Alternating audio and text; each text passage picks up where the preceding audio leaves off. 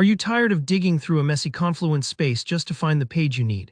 In this step-by-step tutorial, I'm going to show you how to better manage and organize your Confluence workspace, so everything is easy to find, navigate, and update. By the end, you'll know exactly how to set up a clear page structure, use built-in tools for consistency, and streamline your whole team's workflow. Let's dive right in with structure and navigation, because that's the foundation of every well-organized Confluence space. First, think about your page hierarchy.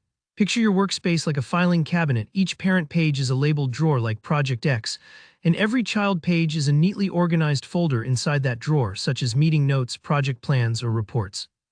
In Confluence, creating this structure is simple. When you add a meeting note under the Project X page, it appears visually nested in the sidebar page tree. This not only helps you and your team find things faster, but also makes navigating large spaces a lot less overwhelming.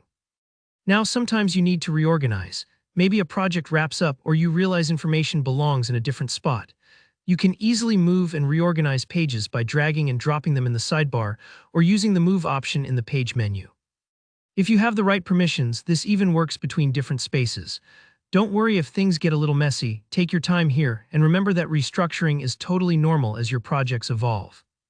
Next, let's talk about space shortcuts. Imagine you're always referencing the same project plan or team calendar. Rather than hunting it down every time, pin it directly to your space sidebar using shortcuts. This makes your most important resources only a click away for everyone.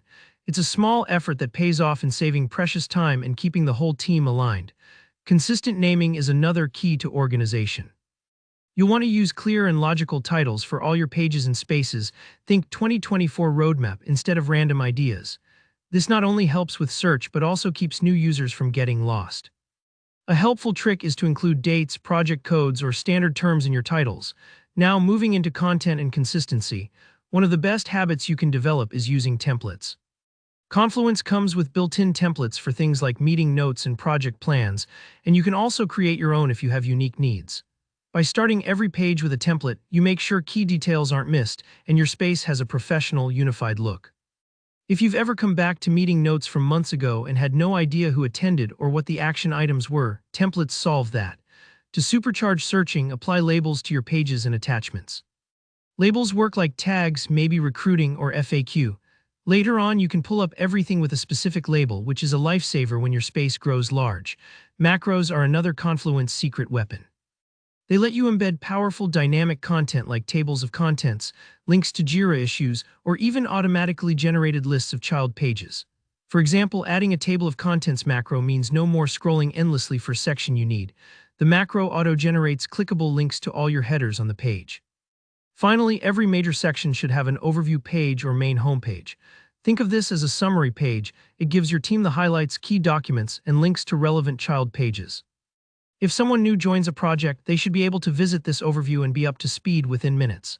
With these strategies in place, your Confluence space will run smoother and be far easier for everyone to use, no matter how big or busy your team is. If you found this helpful, give the video a thumbs up, drop any questions you have in the comments, and be sure to subscribe for more practical tutorials just like this. Thanks for watching and see you in the next one.